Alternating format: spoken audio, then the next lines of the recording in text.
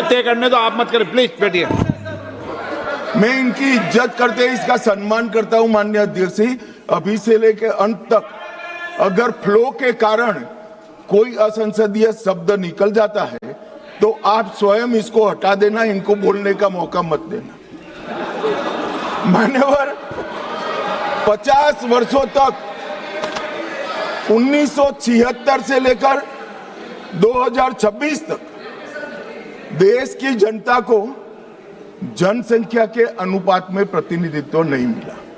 26 में ये सीमा समाप्त हो।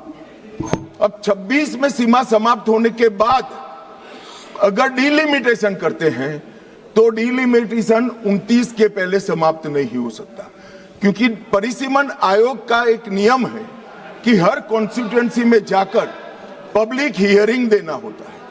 तो 543 कॉन्स्टिट्यूएंसी का पब्लिक हियरिंग 26 के मध्य से लेकर 29 तक हो नहीं सकता और 27 तक जनगणना के आंकड़े नहीं आ सकते।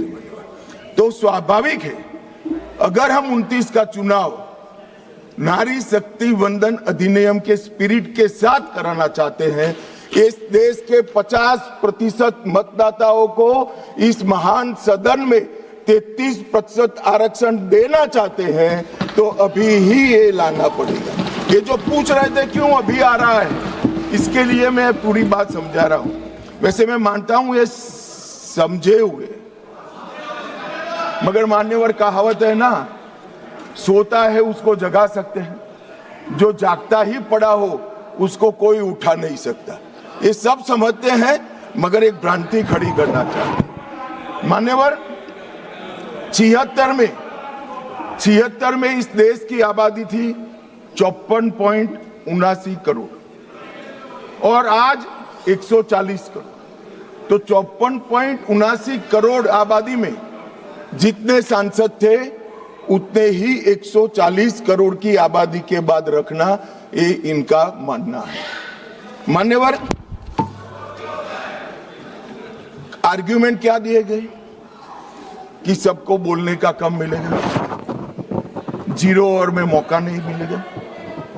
मान्यवर, सरकार का दायित्व है कि सदन के सदस्यों की संख्या बढ़ेगी तो सरकार सदन के दिनों की संख्या भी बढ़ाएगी। और मान्यवर, आप तो बड़े दयालु हो, रात को 12-12 बजे तक सबको 0 ओवर का मौका देते हैं। और एक तीसरा भी तरीका है साहब, तीसरा भी तरीका है कि अभी जो समय राहुल गांधी जी के अप्रोच के कारण जाया जाता है वो राहुल जी भी बंद कर दे तो अपने आप बोलने का सबको टाइम मिल जाएगा।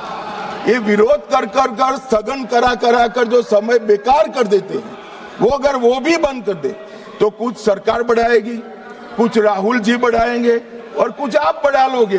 तो समय की चिंता किसी को करने की जरूरत नहीं है। मान्यवर, परिसीमन आयोग वो एक प्रकार से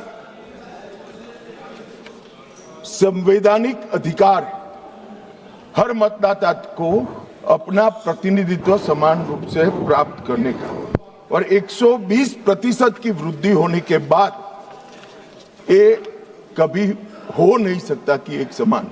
मैं तमिलनाडु का ही उदाहरण देना चाहता हूं। मान्यवर, तमिलनाडु में 39 सीटें हैं। अगर डीएमके का मानकर हम इसी 543 सीट में आरक्षण करते हैं तो 13 सीटें महिलाओं के लिए आरक्षित हो जाएगी और 26 सीटें ओपन रहेगी। अगर 2011 की जनगणना के आधार पर करते हैं तो तमिलनाडु की सीटें 6 कम हो जाएगी, परंतु हम वो नहीं कर रहे। हम 50% वृद्धि हर राज्य की कर रहे हैं जिससे किसी का प्रोरेटा नहीं। तो अब क्या होगा, 59% सीटों में 20 सीटें बढ़ेगी और 39 सीटें महिला ओपन रहेगी और 20 सीटें महिलाओं के लिए आरक्षित रहेगी। मान्यवर,